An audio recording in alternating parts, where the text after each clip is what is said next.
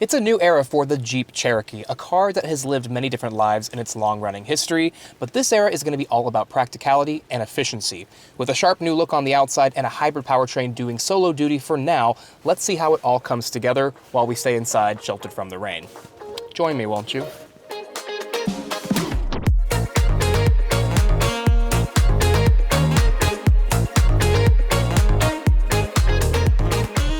This new Cherokee is the first one to hit Jeep dealers since the odd-looking 2023 model, which honestly wasn't quite as odd-looking as the design that kicked off that generation.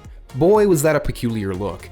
And this one is leagues better. As I noted during the first look last year, it looks more like a proper Jeep now, with the modern 7-slot grille interpretation and a sharper, more upright silhouette. There is a colorful palette of paint choices on the outside, but a very limited selection of either white or black on the inside. This is also the biggest Cherokee to date, gaining about 6 inches in overall length with a nearly 7-inch longer wheelbase. And that growth pays dividends here in the passenger compartment. In both rows, you see increased space over the previous generation, and after sitting in it in the first look in Detroit last year, I am now actually in a base model. So this actually has the cloth seats, and that is a rare thing that we get to do on first drives, but I'm very excited to show you it. And these seats are just as comfortable as the leatherettes on the top trims. So if you are someone who wants to spend a little bit less money on one of these, you will be happy to know that these seats are just as comfortable. Backseat space is still very generous, with a more usable center seat than you are typically used to in this segment. I have just enough legroom to have my own personal space back here, and plenty of headroom, even more so here without the panoramic moonroof. Unfortunately though, without that glass, this cabin does feel a little bit dark and dungeon-like because everything in here is a dark shade. Plus, if you're okay with cloth but you want a lighter color, you have to step up to the next trim level in order to get that. This base trim only comes in black. Cargo capacity sees growth this year, but not to the point that it will be challenging the Koreans for the title of largest compact SUV. But Jeep does give you this massive underfloor storage area which should be able to fit a good portion of your luggage before you even start filling the trunk above it. Folding the 60-40 split rear seats is a little tricky because you only have this option to do it, but once you do, you'll find 68.3 cubic feet of space, which is just shy of a Volkswagen Tiguan or Subaru Forester. Now up front, I have been shocked by the amount of unique materials and textures and use of real stitching and just mixtures of interesting looks on the dashboard. A lot of what you see on the top trim reminds me of something like a Ford Maverick with its geometric design, but here on the base trim, they're using this almost gray denim looking material. It's still a little bit hard, but it feels good when you rub your hands along it. It actually feels like genuine material. It's not plastic, and that stitching is genuinely real. It is really nice for a base model. But all trims share the same basic tech suite, which includes a 10.25-inch full-color digital instrument cluster, a 12.3-inch infotainment screen equipped with wireless Apple CarPlay and Android Auto, and the Uconnect 5 interface. This row of physical climate buttons is actually one singular button with a touch-sensitive surface that determines which symbol you are pressing. Over time, I have grown out of love with this user interface due to its lethargy in operation in other models we've tried it in. But at least it has clear, crisp graphics and both a volume and tuning knob. Plus, you never have to use the touchscreen to change your temperature or your fan speed. The steering wheel here is massive. I love its shape and design, but it's also extremely thick, meaning smaller hands might not find it the most comfortable to operate. Jeep gives every model wireless charging in this convenient, secure location, but the rest of this armrest storage compartment is on the smaller side. There is a sunglasses holder up top and a clean yet modern look to the center console down low. Because this is a hybrid, power flow menus are on tap here, and the wireless phone projection is easy to connect with both Android and iOS devices.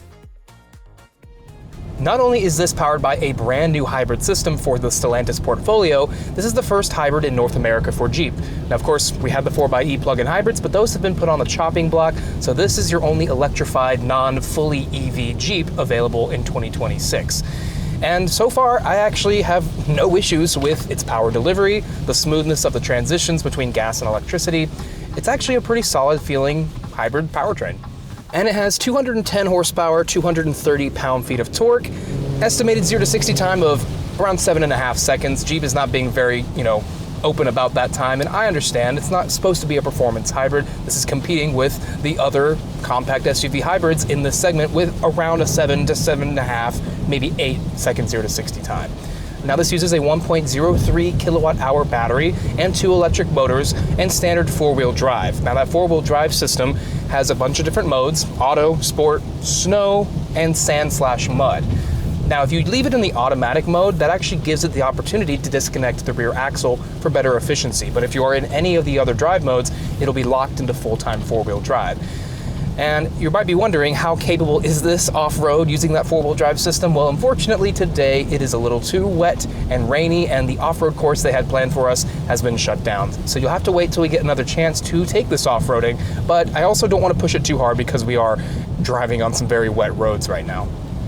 Riding on the new Stella large platform that powers things like the Dodge Charger Daytona, the Jeep Recon, and the Wagoneer S, and being that I am on some roads that I would call poorly maintained, we get a sense of the kind of ride quality that this car has, and it actually feels quite sophisticated for its segment, especially considering the steering feel too. It almost feels Mazda heavy, not quite as sporty as that, but heavier than I was expecting. So as I'm going through these curves, I'm actually having a pretty fun time.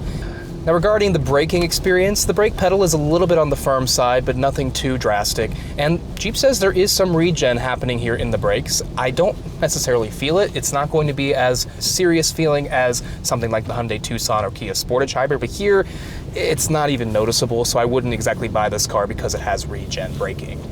Cabin noise is actually pretty good.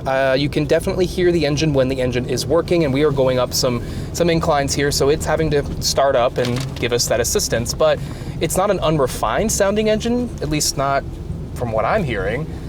Unfortunately, it is a little bit difficult to judge cabin noise when it is constantly raining on us, so when we get a chance to get this at home, dry weather, we'll report back and let you know exactly how quiet it is in here, but in the rain, it's not that bad.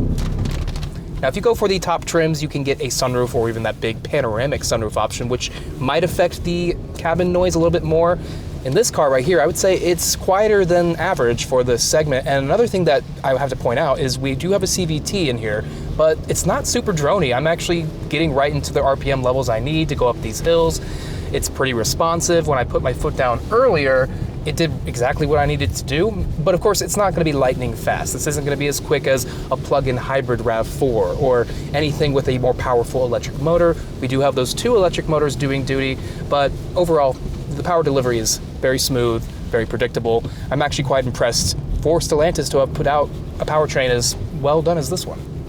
Now, fuel economy, of course, is why you would go for a hybrid in this segment, and because this is hybrid only and 4-wheel drive only, you really only have one rating, and that is 39 city, 35 highway, and 37 combined. Now, we're driving up canyon roads going mostly uphill, so we're not exactly hitting that number here, but back at sea level on flat roads, or in other parts of the country where you're not dealing with these types of twisties, you might see closer to that 37 number, but we would have to get that back at home to test it to really find out. Now, like the other cars on this platform, I would say this is a very dynamic car to drive. Because it's not an electric vehicle, it doesn't weigh nearly as much as the other options that ride on it. So you can push this in the curves, and I'm honestly seeing a lot less body roll than I was expecting. Of course, it is raining, so I don't want to push it too hard, but on these twisties, I'm actually very, very impressed by how planted it feels. Now, I know I promised at the first look that I would point out the visibility out of the front, especially regarding the A-pillars here, and I can do that now. And honestly, yeah, the view is a little bit impeded by the fact that it's very wide here at the base of the A-pillar, and the fact that the side mirrors aren't super far away, so there's not really a gap to look in between. But front visibility right out here is pretty good. We have a very raked windshield.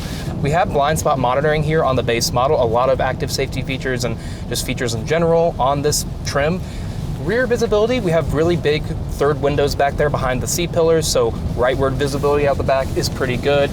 Leftward visibility is okay as well. Overall, it's a very easy car to drive and be at the helm of. Pricing on the 2026 Cherokee is a little bit steep compared to its compact hybrid SUV rivals. This starts at about $5,000 more than a Kia Sportage Hybrid, $4,000 more than the new Toyota RAV4, $3,000 more than the Hyundai Tucson Hybrid, and just a little bit less than $1,000 more than the Mazda CX-50 Hybrid or the Subaru Forester Hybrid. You all know how important the compact crossover segment here in the US is, especially now with more hybrid options entering the foray, like this new Cherokee. It was wise for Jeep to go all in on this model and give it such an improved experience over its predecessor. Is this hybrid powertrain going to be as efficient as Toyota's? Not even close. But is anybody going to be that close to Toyota? It's very hard to do. However, is this interior at the base model level competitive? Absolutely. This is actually one of the nicer options at the low level, and it'll give those other entries in the segment a run for their money. But does this fit the bill as a frugal and practical family hauler with the iconic Jeep look? Well, that's exactly what Jeep customers were asking for, and I think they nailed it.